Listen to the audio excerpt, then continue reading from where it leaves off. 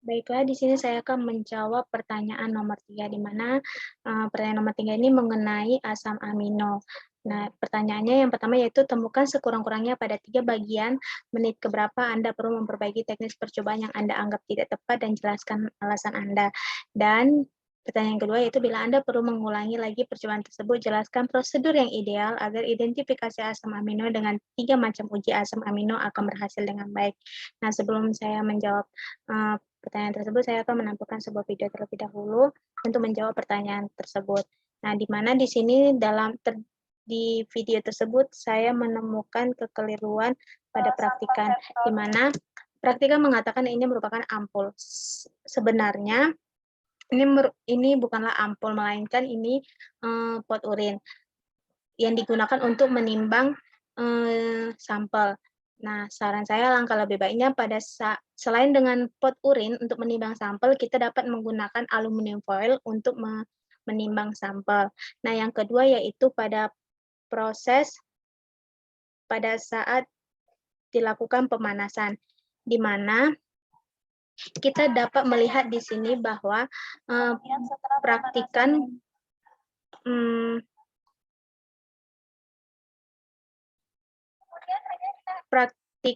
melakukan pemanasan ini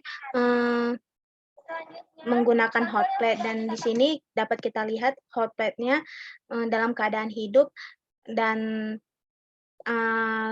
gelas beker yang berisi air ini sudah dalam keadaan panas. Dan di sini dapat kita lihat praktika memasukkan tabung reaksi ke dalam gelas beker ini tanpa menggunakan perantara, tanpa menggunakan penjepit, karena ini sangat berbahaya. Seharusnya praktika menggunakan penjepit untuk memasukkan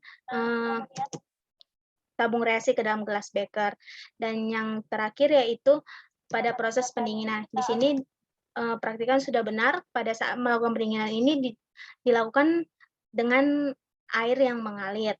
Tetapi kita lihat di sini bahwa pada saat pendinginan ini, praktikan juga melakukan penetesan sampel pada tabung reaksi yang didinginkan. Alangkah lebih baiknya sampel yang dimasukkan ke dalam tabung reaksi ini seharusnya setelah proses pendinginan kemudian dimasukkan sampel tersebut. Nah, cara ideal dari kedua uji ini yang menurut saya yaitu pada uji biuret ini setelah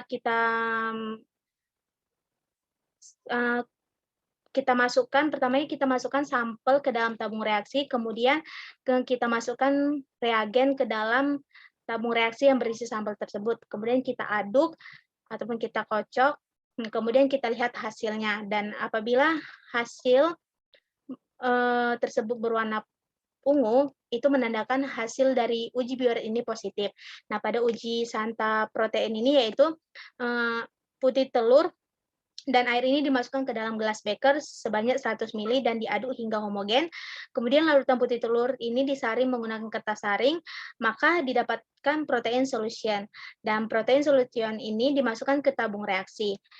Nah, setelah dimasukkan ke dalam tabung reaksi ini ditambahkanlah HNO3 65%. Kemudian tabung reaksi dipanaskan dan diamati perubahan warna yang terjadi.